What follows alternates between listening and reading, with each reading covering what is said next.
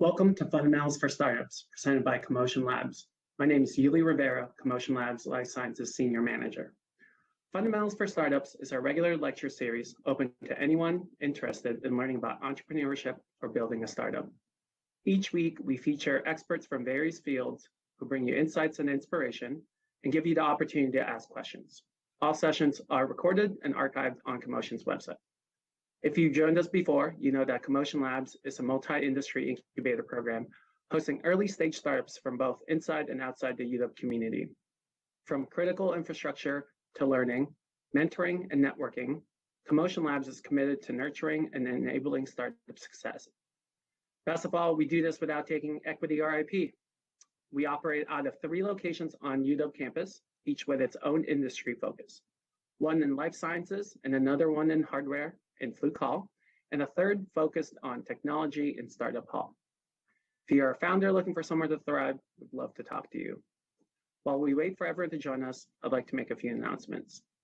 This quarter, we are highlighting some successful recent graduates of our CoMotion Labs program.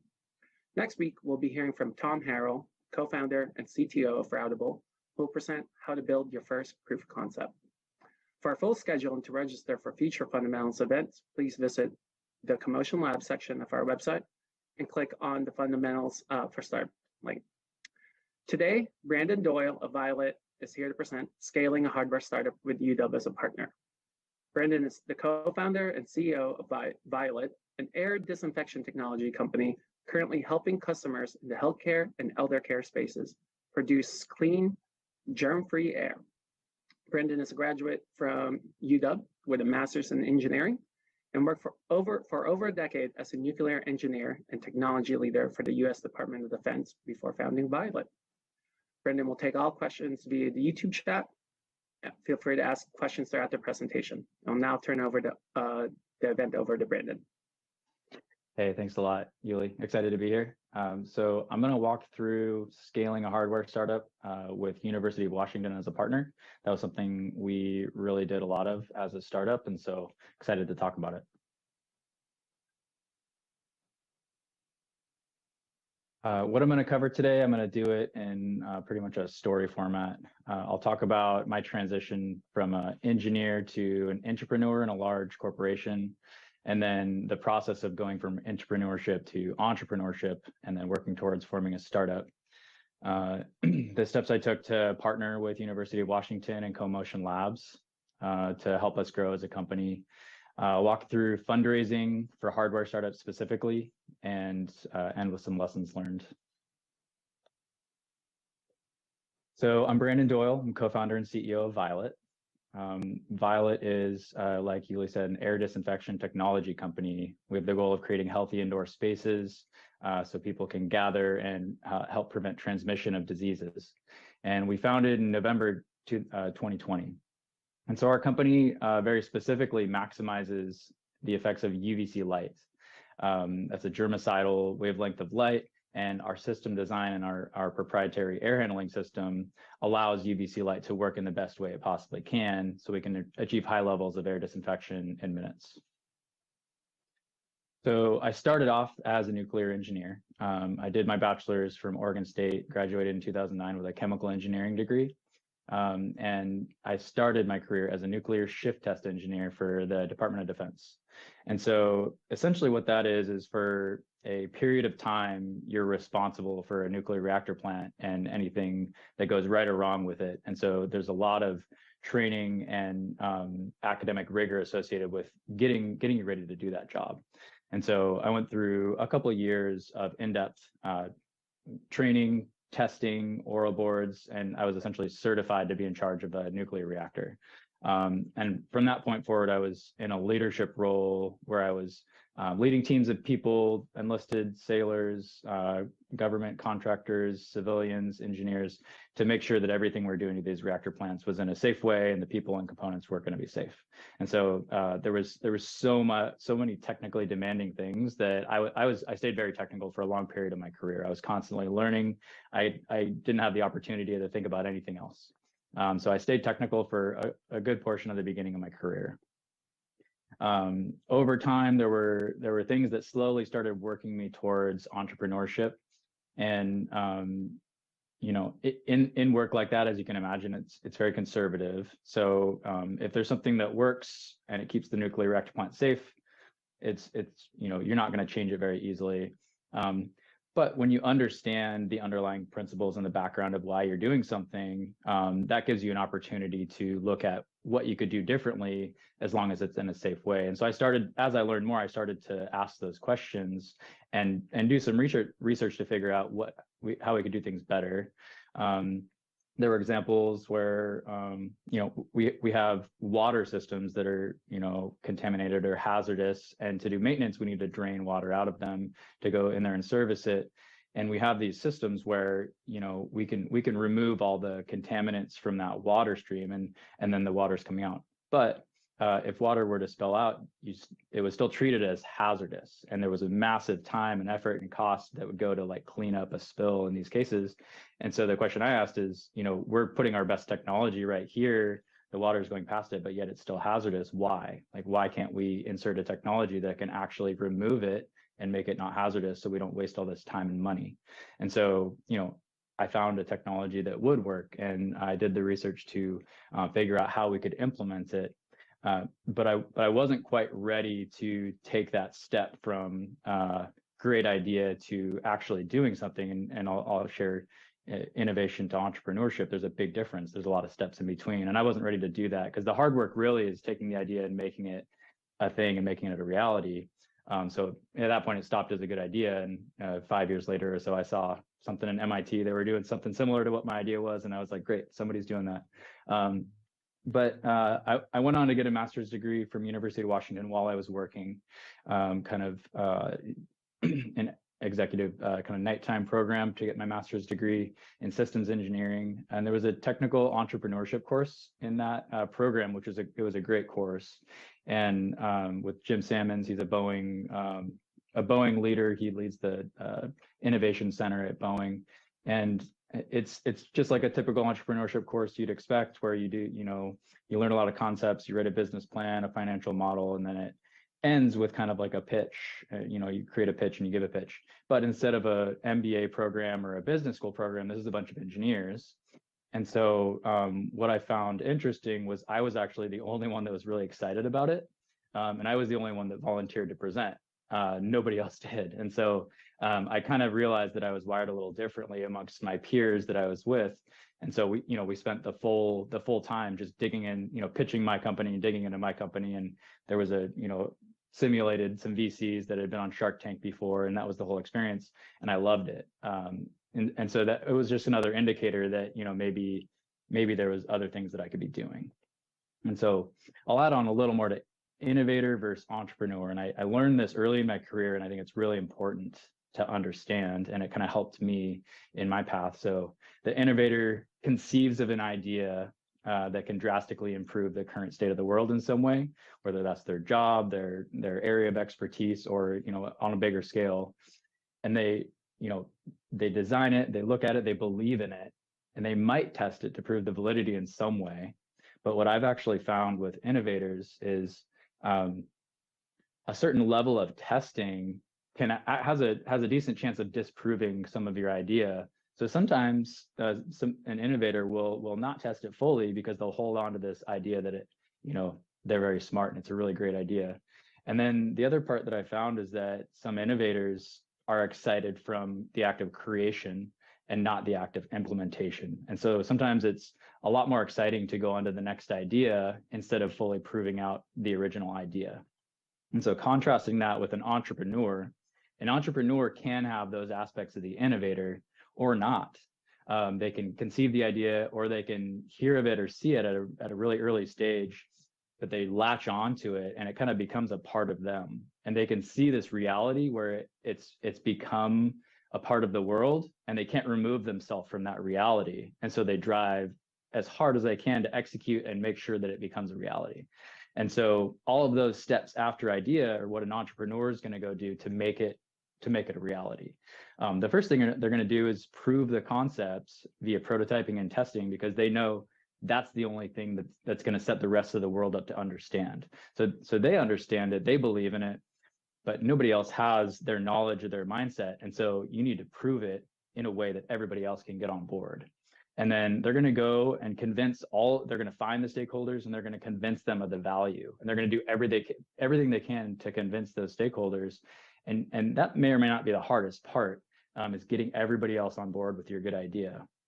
They're going to build a team. They're going to go find people that are able to help them. Some innovators and even some entrepreneurs think they can do everything alone, but the best entrepreneurs know that they can't do everything alone and they need a team.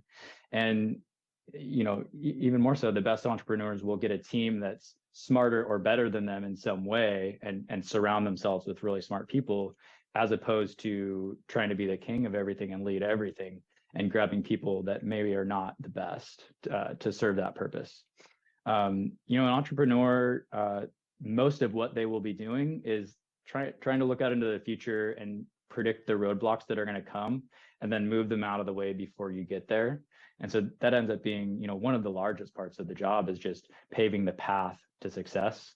And then instead of thinking about it as an idea, they turn it into a product, and they are constantly evangelizing about that product to secure resources and funding, which again, without those things, you can't make the idea a reality.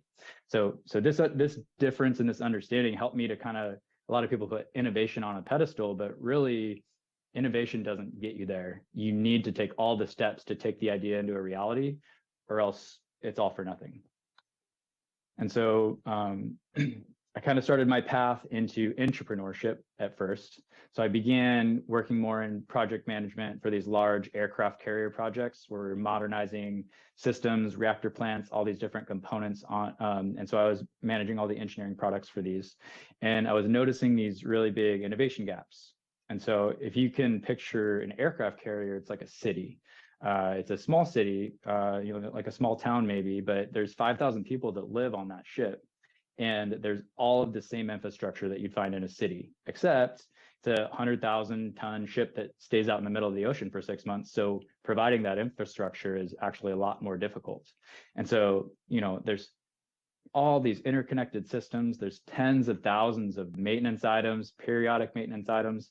These ships are built to last for 50 plus years. So, the technology, the components that you start with, they might be completely obsolete 20 years later. So you're constantly replacing parts, upgrading systems.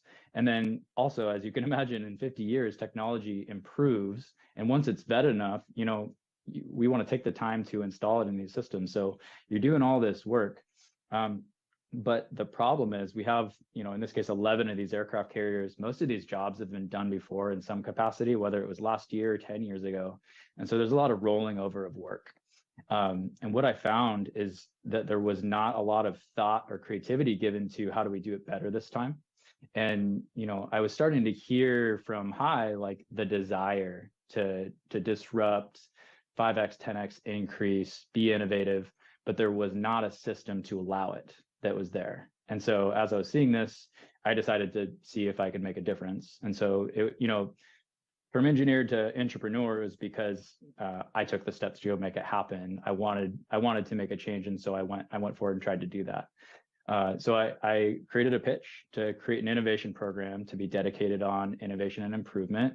And then I found the leader that I knew could enact change and that I knew was a champion for innovation. And so I made this plan to go get him on board, and that was how that transition was going to happen in my head anyway.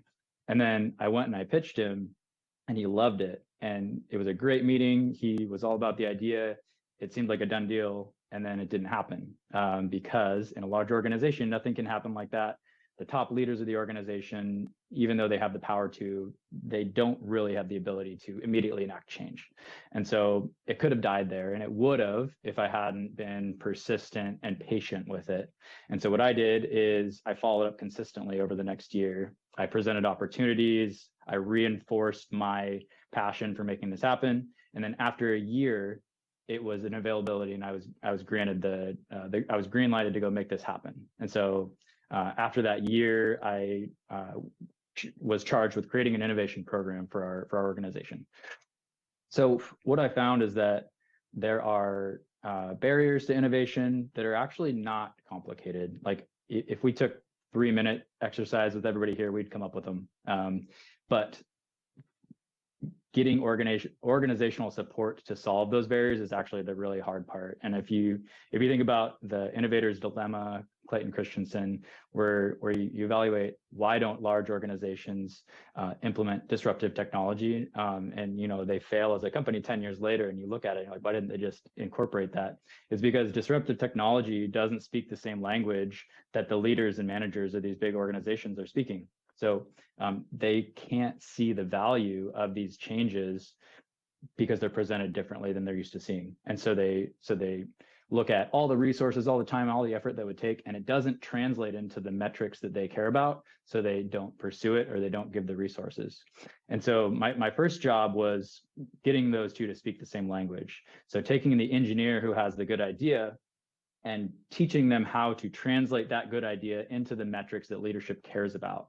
And really that's going to be resources, time, budget, and showing that return on investment over time, how and when it can be implemented in real terms, project-based, and connecting that language so that the leaders could see it and actually compare it to their day-to-day lives and make decisions based on it. So some of the things that I did, created this tracking and evaluation system of ideas. A lot of companies have that, but we all know that a list of ideas isn't very good unless you're able to actionably do something with it. Another big thing was that organizations are always resource constrained with people. And so if your normal daily work, you're already not able to achieve what you want based on the people you have, it's really hard to grant additional time to go try and implement new innovations and ideas. And so the way to show leadership buy-in for innovation was to have a leadership panel that would grant dedicated time to engineers that could prove a good business case for their idea. And so that was a program that we set out, and the top ideas would be presented to that panel. They'd be granted dedicated time, and that was all they did. Again, that's not new. We all know about kind of Google, that's a normal portion of everybody's daily lives, but a lot of organizations don't do that. And so that's a big win and a big commitment. And then a safe to fail space and environment. That's extremely important. A lot of new ideas and innovations previously would get trialed in the real world on a project. You'd create a safe environment to go do it. There are mock-up facilities and things like that, but for an engineer or a technician with the idea, really you need that space you can go to quickly prototype and test your hypothesis. And it either fails and you're like, okay, I can move on, or it's successful and you move to that next step. And that's actually a barrier to bringing ideas forward. If the test of your idea is going to be really high stakes and you're not 100% sure on it, sometimes you don't bring it forward because you're not positive it's going to work. But if you can prove it to yourself in a lab, then oftentimes you'll be excited to bring it forward. So we created an innovation lab, got a lot of equipment, and created an ability for engineers and technicians to come in and test ideas. So that was huge. And then the obvious one, communication channels. So DoD has a lot of different agencies, organizations, and when you come up with ideas, they should know about it. And when they come up with ideas, we should know about it so we can, as a whole organization, move quicker. And so creating those channels and making it easy to access them. So then that was really as the pandemic was hitting, was right at that point. And so just like everybody else, we were disrupted significantly. And in our case, for Department of Defense, working on aircraft carriers and submarines, we had workers that were critical to national security. They needed to be in this part of the world at this time to support the mission of the United States. So the workers often could not be remote, even though the rest of the world was going remote. And so also they were working in these small, poorly ventilated spaces, maintenance environments. Sometimes the ventilation is just completely gone or it's not functioning properly. And so it's stale air, small compartments, working with multiple people, kind of like the worst place you can be for COVID-19 transmission, it turns out.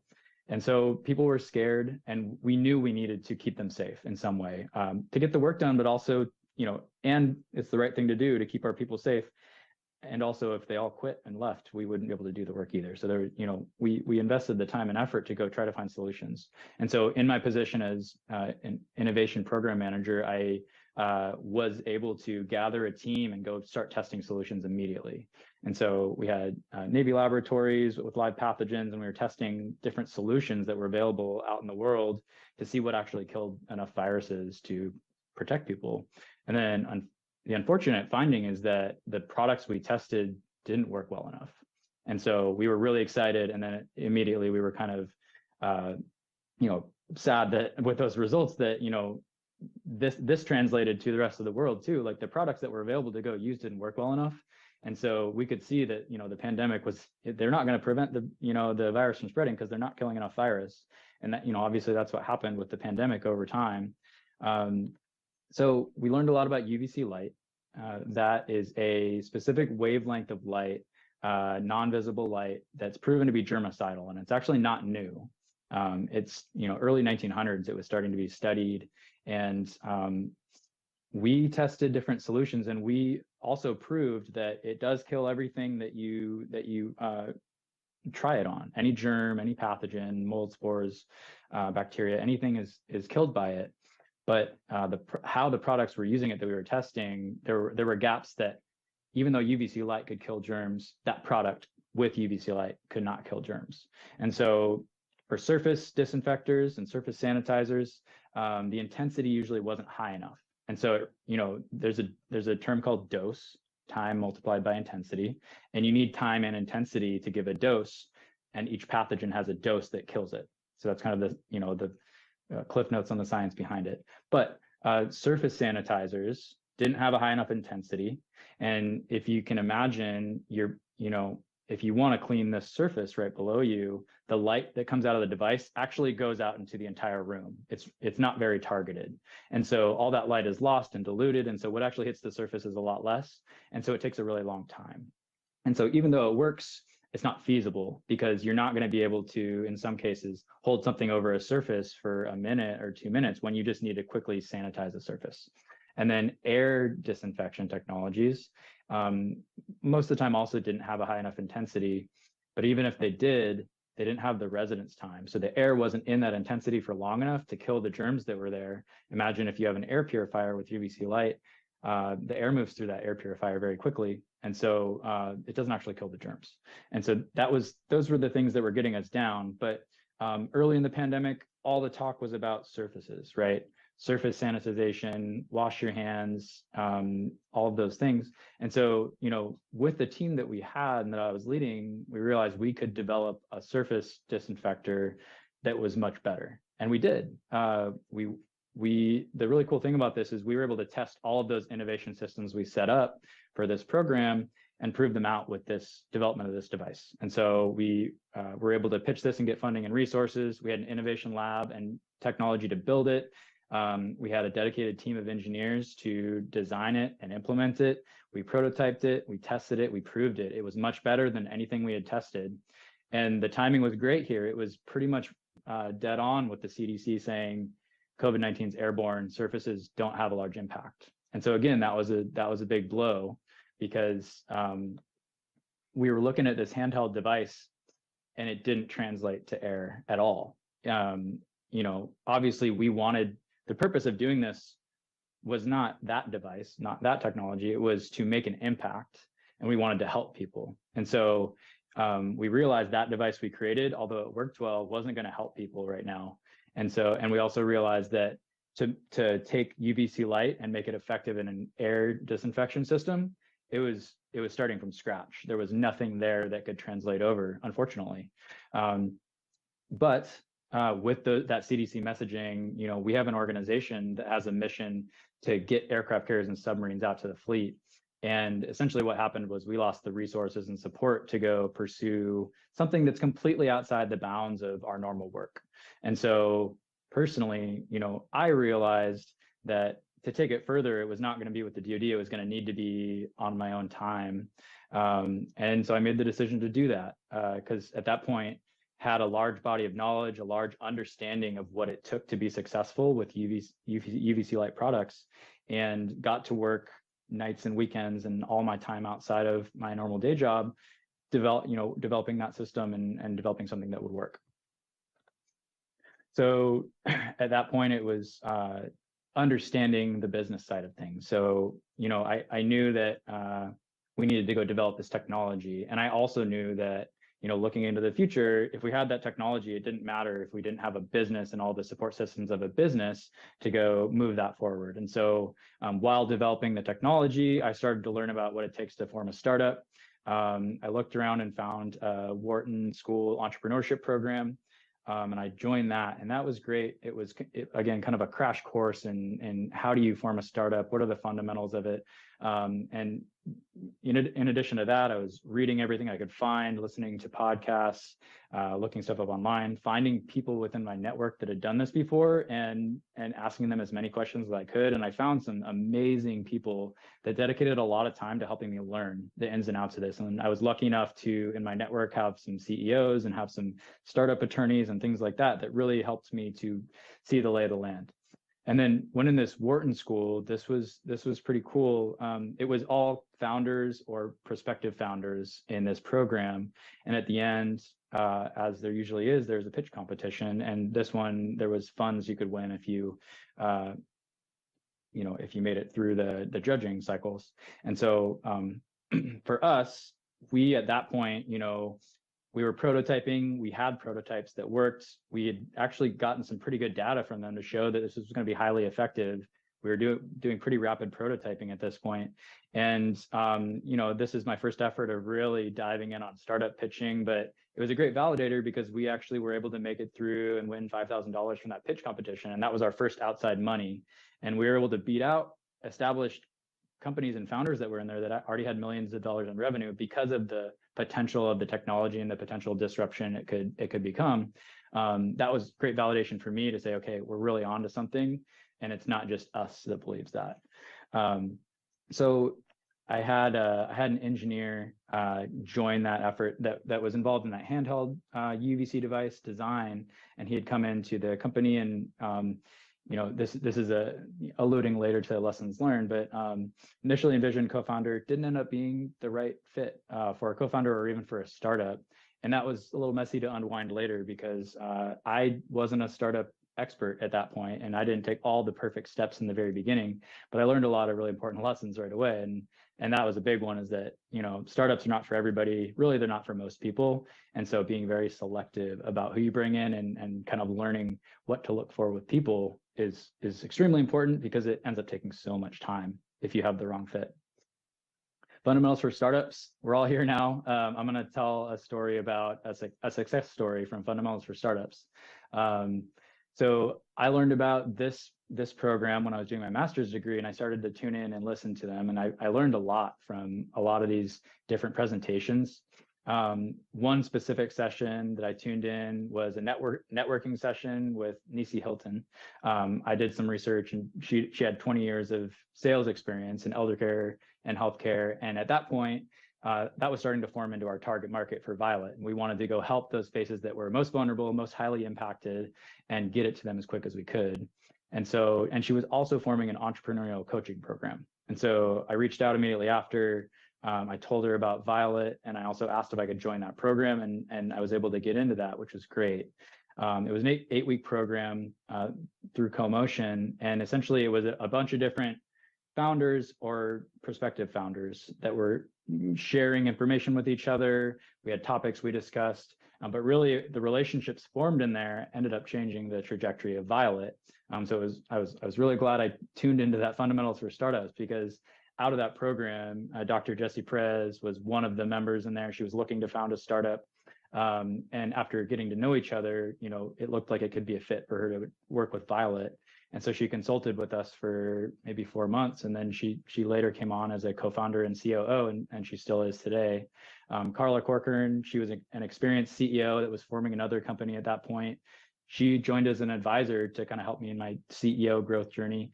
And Nisi Hilton, who, I met first and joined the program because of, she ended up becoming a sales advisor and was, worked with me to close our first sales in eldercare. And so, it was an amazing use of my 1 hour that day that turned into something really cool. And, she later came on as VP of Business Development, and that's where she is today. So really cool. And shout out to Brady Ryan and some of the photos there. He was there for our whole journey in CoMotion Labs. And really, really cool program.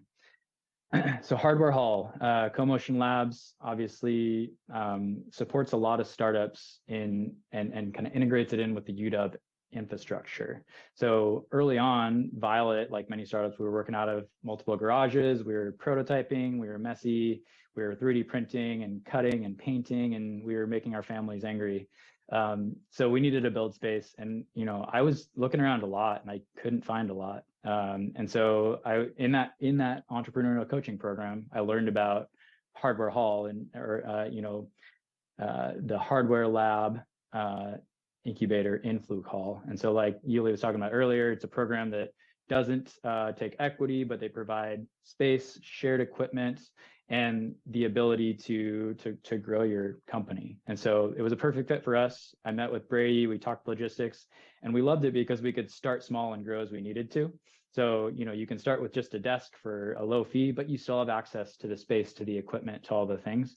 So it's a beautiful thing. And then, we had 3D printers, we had a laser cutter, soldering stations, saws, cutting tools, build tables, professional conference rooms, the noise canceling booths to take meetings, like everything was there that we needed. And we used all of it. You can ask Yuli. I mean, if you look at the pictures there, it brings back memories. We had a lot of all-nighters in that lab, and sometimes Brady and Yuli would come in the next day and see us there, like, what are you guys doing here? But part of the issue is that we started to use a little too much of the space and make too much of a mess. So that was kind of getting into manufacturing was kind of our transition out of Hardware Hall, because it was the best thing in the world for prototyping, and then we started to cause some problems. So we self-identified that and started to look for where we could make a bigger mess and have that be okay. Another really cool thing with University of Washington is the Startup Career Fair. So the word startup in that career fair is great because expectation sets up front. And so soon after moving into Hardware Hall, I found this and thought about it, and we did need help. And so kind of dove in, and, Fluke Hall is right on campus, and there's 50,000 students in the university, not all of them engineers, but, from our experience, all highly talented. So we hired our first interns, and they were able to come in and start to work with us, no commute time, anything like that. So it was great, really good flexibility. And 2 interns from that group ended up coming on as full-time hires after they graduated. So that's a really cool success story too with that career fair. Jones and Foster Accelerator, I know kind of people have talked about this program before on here.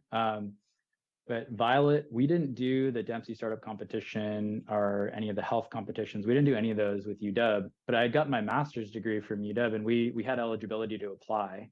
And I talked about kind of looking out and finding mentors and people that had been in startups. Greg Newbloom is somebody that I graduated undergraduate with, and he had since formed a startup, and he had gone through the Jones and Foster Accelerator, and he shared with me how meaningful and impactful that experience was. And so I was really excited about it.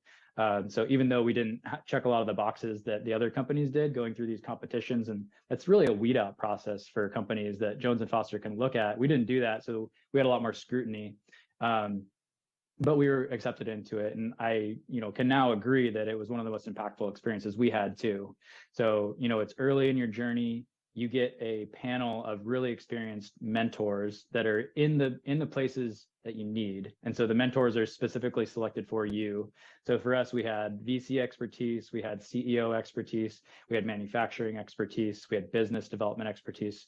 It was great. And so there's also a rigorous milestone setting and execution exercise. So you set these milestones, and then how the program works is you meet with your mentors, you work through this program, and at the end you reflect on your milestones and say, did you meet them or not?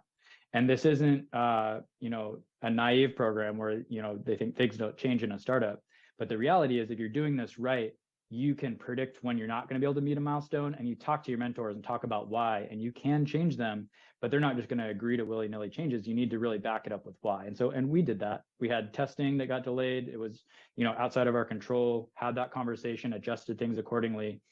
But at the end of the program, if you've met the milestones and you've committed yourself to being a startup that's going to go past the program, you have an opportunity to get up to a $25,000 grant, and you get $1,000 in the very beginning. And this is non-dilutive funding, so it's grant money that comes in, and you'll get less than that if you don't execute on those milestones as well. If you don't execute at all, you might get none. But for us, we were granted the full grant, and that was huge early. Any grant like that early in a startup is huge, and so that was great for us. And it's fun on the right to look at the logo iteration for us as we went through the program. Just shows that it was about a 6 or 7 month time frame that we were making changes in the company. So fundraising outside of that, and really specifically for hardware. So for our company, initial funding was coming from personal savings and some of these small grants. But in hardware, it's a dilemma because you can't really get professional funding without traction.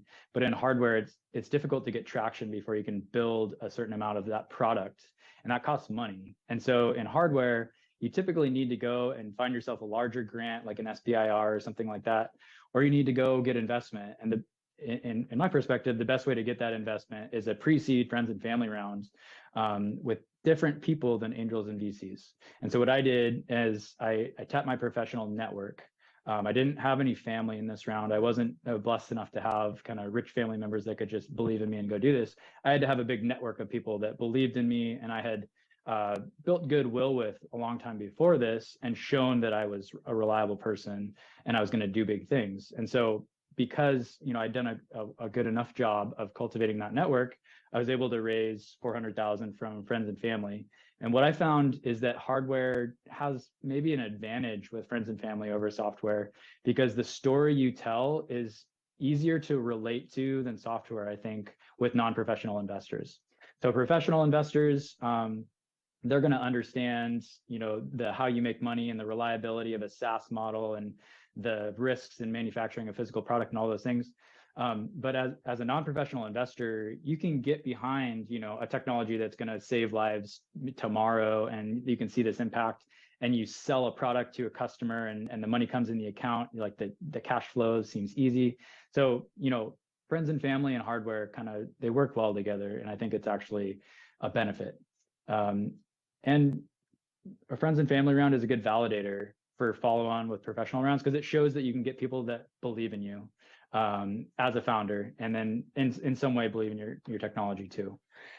So fundraising for hardware, we all know it's hard. Why is it hard? So VCs and angels, especially in Seattle, are often coming from a software background. Either they worked in a software company, they started a software startup, they've invested in software companies, and they understand it. And scaling physical manufacturing, if you're from a software background, seems really hard and foreign, and it is difficult, but they don't feel like they can add value to it. And so, a lot of them will shy away from it. And just at being a hardware company, before they've even heard it, the interest is low because of those risks that aren't there with a software startup in some ways.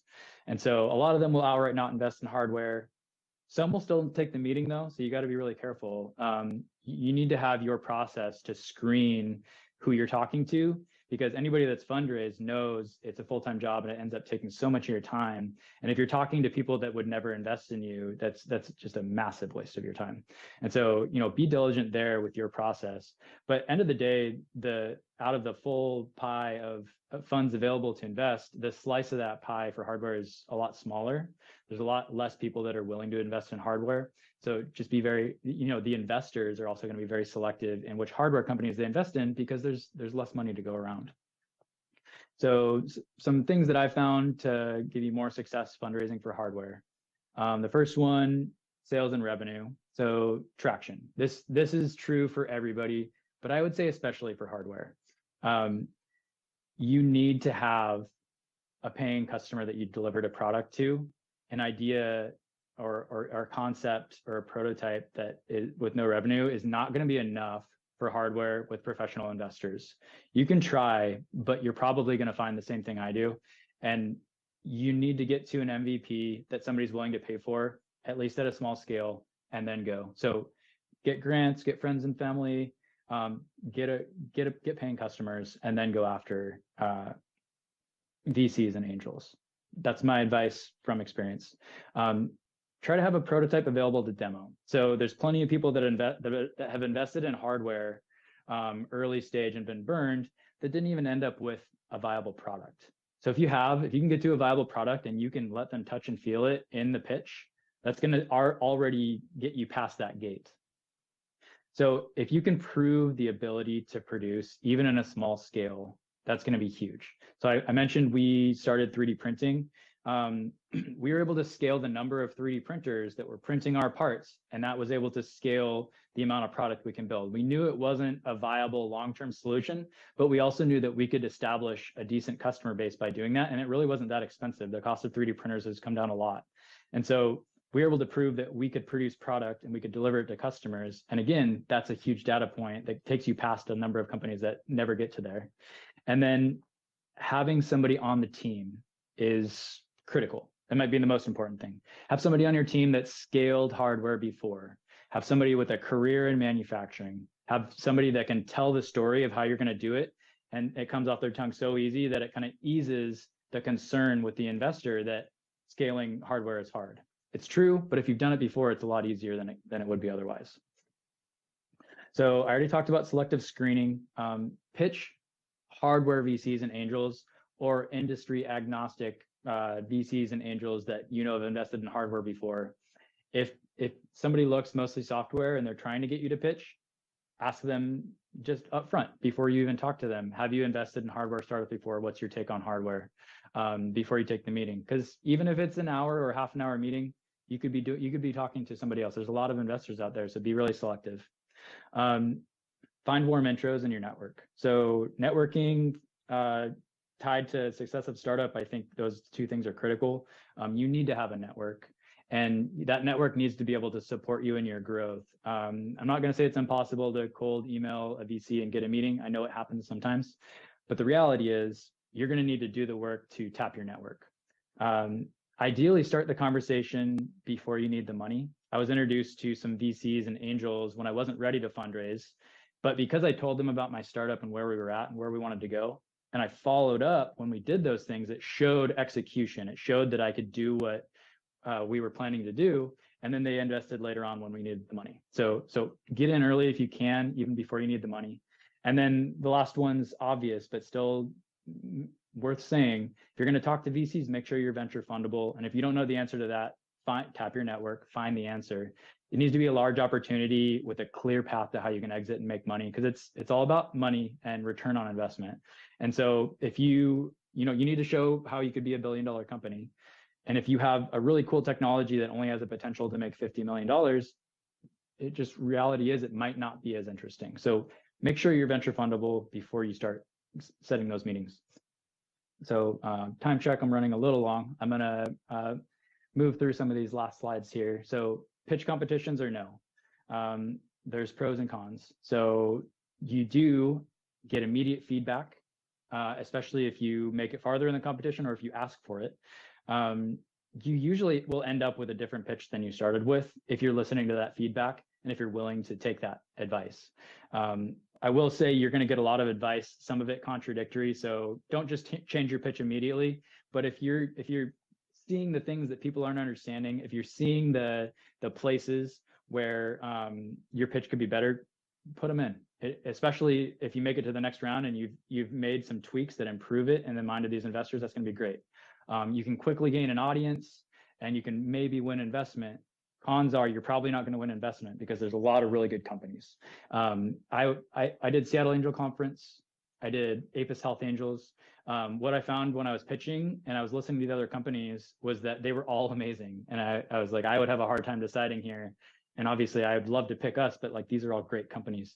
And so we actually made the finals in both of those competitions. In SAC, it was out of 100+ companies. Apis, it was out of 70+. We didn't win either of them. So there was maybe 4 months of work, not full time, but over a 4-month period. And we got no investment from those competitions, but I would do it again because I'm a first-time founder. We were a new company. In the beginning, we weren't ready. Our pitch wasn't ready. Everything wasn't ready. And at the end of those competitions, it was. And so it got us there. Some of the angels did invest in us later on, which is great. We got fans, we got, press and things because of it. And if you're a first-time founder, I would recommend it. it was worthwhile. So VCs and angels, we did a seed round. We raised 2.3 million. It took a long time, beginning to end, about 8 months. But the reality was, after we found a lead investor, it went pretty quickly. That's always the hardest part. That's what you're trying to do. Find a lead investor. Work really hard to find that lead, because things will line up after that. Nobody wants to be left holding the bag if you can't fully close the round. And so everybody's afraid to be the first one in. But once you get some money in, things get easier, and it's downhill from there. Again, use your network, use your mentors, use your advisors, peers, to get intros to as many people as you can. So where we are now, that seed round closing wasn't very long ago. We've expanded our team to 10 plus more contractors. We moved out of Hardware Hall, like I was saying. We moved into actually Gig Harbor, Washington for our headquarters. We're currently, we got a strategic manufacturing partner in that seed round, and we're scaling our product manufacturing with them currently, growing our B2B sales in healthcare and elder care. We've been prioritizing underserved populations. We've done a lot of events.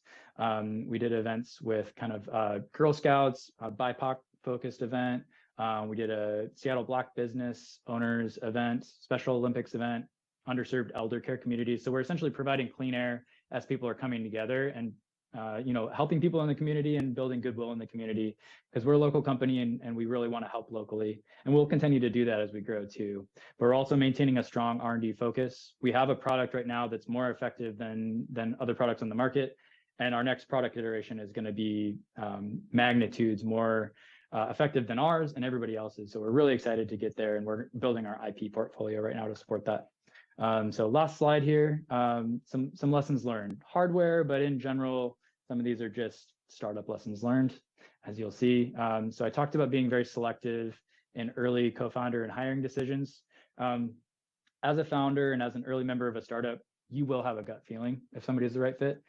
A lot of times you don't want to trust your gut, but in this case, when you have that gut feeling, you do need to listen to it. And if you wait too long, it gets really hard. So act on your gut. You do need to act quickly in these cases. So second one, early funding rounds, my recommendation, you can do whatever you want, but what I found is using a convertible note or a safe is going to be a really good bet. If you, every investor will want something different, different terms, different format. The reality is you need to drive the ship. You need to decide what you're doing and present what you're doing. If you get enough feedback that it's wrong, obviously listen to it, but everybody is going to ask for something different. And then if you do a price round too early, what you're going to do is you're going to set a price per share for your company that you're going to have to use for stock options for every employee moving on. So it's a really good decision to use a safe or a convertible note. In Seattle, people don't like safes. They're a little more old school. They prefer convertible notes. In Silicon Valley, they like safes. So just depending on where you're investing, make that choice. Make sure you form as a Delaware C Corp if you're venture fundable. If you plan to try and raise venture funds, you need to do that. It's easy to form as an LLC. You can do it yourself. You can write an operating agreement. You can do all that when you don't have a lot of funds. But the reality is it's going to be a lot more work to convert that later. This, not groundbreaking advice here, but there are a lot of people that start as LLCs like we did and regretted it later. So find a startup firm that will delay payments that you can start with, form, and then when you get some funding, kind of make payments later. There's groups that do that. Again, simple, but make sure founders and everybody are immediately on a vesting schedule, 4 years with a 1 year cliff. If you form as an LLC, and you're just getting started and you're new to it, maybe you don't write that out right away. You'll regret it later. When things get hard, you do not know what's going to happen. So just do yourself a favor and immediately do a vesting agreement for the founders. And that'll make it a lot easier later. I will also say from personal experience, there are ways to back it out later, but it's going to take a lot of time and effort. And essentially the conversation and the pitch is that a lot of debt equity on a cap table will ruin a company and all shares are worth $0. So we do need to end up in a place where we would, as if we had a vesting agreement. But like I said, a lot harder, and just do yourself a favor and do it right off the bat. Don't wait too long to involve a manufacturing partner. So as an engineer, you feel really good about design, and design for manufacturing, design for assembly, all those things.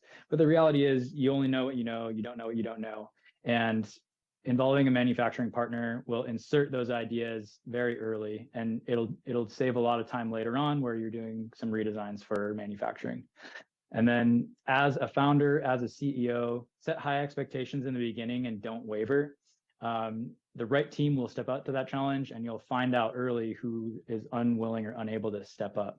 The things you let slip in the very beginning may seem small, but they'll turn into bigger things down the line. So hold the line early, have really high expectations because you need them in a startup.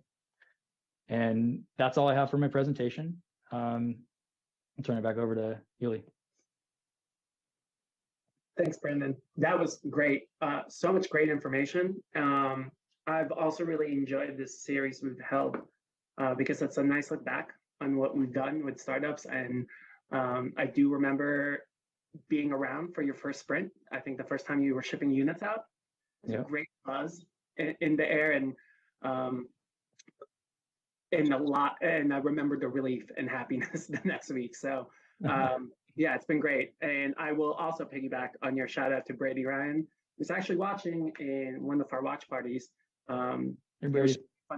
Fundamental and key to opening up our hardware incubator and watching and supporting our teams to today. So my first question, and by the way, we are probably not going to get through all the questions. So Branden has kindly offered to put up his contact information. So if you want to follow up with him, if we don't cover something or something else comes up later, he said that you can contact them. So the first question I have for you, it's a little self-serving for CoMotion Labs. You mentioned some of the benefits from CoMotion Labs. What was the most helpful thing, or what was the most helpful thing about CoMotion Labs when you were a member? That's a great question. There was a lot. I would say having the freedom to work in the space and grow as we needed to was so huge. So we didn't know what we needed when we started, really. We knew we needed some lab space. We knew we needed some tools, but we started to accumulate inventory, and we were able to take over kind of a shelving system that was perfect for stacking and labeling all our parts so we could stay organized. We ended up needing more 3D printers than what were there. And so we were able to just move some shelves over into our space that were already there and insert more 3D printers and make like a 3D print farm in there, where this, the space wasn't initially set up for that, but we were able to move, it was flexible to move things around and kind of make what we needed work. When we had vendors visit, it was a lot more impressive than a garage, right? You have a really big space, you have professional conference rooms where you're going to host people. So we had a lot of great vendors visit, and they were always impressed. And then one thing that I never really considered before was you have access to University of Washington facilities outside of CoMotion as well. So you can get connected with paint shops, which we did, fabrication shops, 3D print shops that have nicer 3D printers. So there was benefits that we didn't even know about early that we ended up utilizing. And, the manager of the space is the person that's going to connect you with all those places. You don't even have to do the legwork. So it was plug and play, set up, ready for us to go. So we benefited heavily from that. Great. And I also say you didn't cause problems, you just had new problems and challenges. Right. At least we were aware of the problems we were causing, and we admitted it freely. No, it's great. And it helps us figure out like the maturation rate and kind of, milestones we should look out for our team. And our hardware incubator has only been around for 2 years. So in case you're not, the audience that's not familiar with that, that's our newest incubator space. How did, going back to your time with the DoD, how did skills and insights you learned while getting leadership buy-in within your organization translate to selling your product on the marketplace?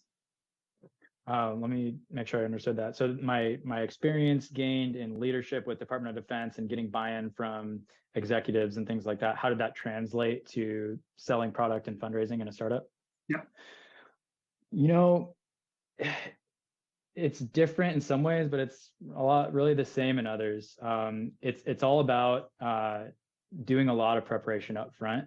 So anytime you go into a meeting and wing it, you're going to be unsuccessful. And so when you're pitching in a large organization, you need to research who you're pitching to, what they've done in the past, build in things that will engage them and get them excited, and lead with that, right? So get other people excited about it quickly. And don't bury the lead. It's all the same stuff no matter where you're doing it. So it was directly translatable, and I think my experience going into leadership and creating programs within organizations were a direct translation, and some of the reasons why I was successful fundraising for a startup. Great. referring to tapping into your network for fundraising, a question in the chat we have is, what would you recommend to an entrepreneur who has a smaller network than you had to start with? Well, build it now. So your network has a network, and their network has a network. And so you need to ask your network to help you grow your network. So you need them to introduce you to people they know, but also you can be more proactive. You can find startup groups, you can find startup meetups. We got our lead investor, Tacoma Venture Fund, which they've been amazing to work with. Because I joined a Tacoma entrepreneurs coffee hour. I heard about it, I joined it, I started to attend it. I met Dennis Joyce, who's the investment manager, and we started to talk. They didn't invest in us right away, but they invested in us like 8 months later. Even though, you know, I thought we were ready to get investment, but like we needed to prove some things to them before they'd invest. But I would have never met him unless I joined that entrepreneurs meetup. So you need to be proactive. You need to go out there, listen to fundamentals for startups, reach out afterwards to people you meet. Like, you need to be proactive to grow your network. It doesn't grow by itself. Great. Question from our old friend, Brady. Who was your lead investor? Those are hard to find for any deal, let alone hardware. Yeah, so it was Tacoma Venture Fund, but there was a couple other VC groups that kind of like followed on pretty quickly with them. So PAC VC, they're a new fund that's really cool and, you know, really pertinent to this discussion. So they focus on UW ties with startup companies, and so PAC VC, I'd recommend them. Swan VC invested in us. Strong Japanese ties. Alliance of Angels, all of these things happen really quickly. So Alliance of Angels was great to work with as well. I showed Yi Jane was in one of the fundamentals for startups pictures earlier. I met him about a year before they invested in us, really using networking. Great. You mentioned what Violett is currently up to, and where do you see Violett in 5 to 10 years? That's a great question. So the focus we have right now on R&D, that's going to translate our technology now into something that it'll become a standard worldwide. So we're going to move into a world where when you want to, you can provide rapid sterilization of air in a room, so that when people come into work, people go into a hospital, you know, you can be confident that you're going to be safe, and whatever you have, you're not going to transmit to somebody else, and vice versa. It's hard to give the 100%, right? But we're going to bring it as close as we can to that. And then the second part of that is knowing what's in the air and knowing when it's unsafe. And so a system where you can predict when it's going to become unsafe, so you can take action before that. That's the key, because you can never get it to 100%, even with the most rapid air sterilization. If somebody sneezes and you're right next to them, there's only so much you can do. But detection of what's in the air, specifically direct pathogen sensing, that's the future that's going to help us predict and prevent unsafe environments. And that's R&D we're also working on, that in 5 to 10 years, you know, that's going to be a part of the world, and we want to be at the forefront of that. Great. Before this presentation started, we were talking about what you've been up to, and can you talk about importance of work-life balance for yourself and for members of your team? Yeah, that's a really good point. And so I'll say, for me personally, I worked for a Department of Defense. I worked on nuclear reactors. When something was going wrong, you didn't go home. So very early, I kind of like learned the grind it out mentality. When you needed to stay, you stay. And so that's actually a good and a bad thing, because not everybody's built like that. So if you're a leader and you can reflect that, you know, you're willing to do whatever, and you don't, you know, you don't burn out as easily as some might. Other people will burn out. And so you need to be really careful. And that's me. And I've found that it's a balance, because you need to push really hard, but you need your people to stay. And we haven't had that problem yet, but and having a team that can give you open and honest feedback is huge there, right? If you have a team that's willing to say, hey, look, you know, I know this is important, but we need to ease off a little bit. That's huge, because that can help prevent you from getting to burnout. But reality is, I have a family, I have young kids. You need to, as important as a startup is, family should be your first priority. And it is for me. and startup second. But it's a close second, but based on the time spent. But there's some times where you spend a lot of time, and there's others where you can rely on your team and make sure you're getting the personal time you need, the family time, and some sort of escape, whether it's exercise or adventure, whatever you like to do. You do need it. But work-life balance, it's an interesting term for a startup. It's a lot less for a founder. Employees, you need to make sure they have it. As a founder, give it some time and add it in as you can, but make sure you keep a strong sense of family and personal growth. Great. Thanks, Branden. I just want to thank you again. That's all the time we have for today. I want to be mindful of your time and everybody else. Thanks for everyone. Sorry, Paul and Fluke Call, Sarah, Studio for watching. Big thank you again for sharing your wisdom and experience with the group. Hopefully this is one of those fundamentals that really helps people too. So glad that was your case. As a reminder, next Friday at noon, we'll be hearing from Tom Harrell, who will present how to build your first proof of concept. Sign up for that, and we'll see you next week. Have a great weekend. Thanks so much.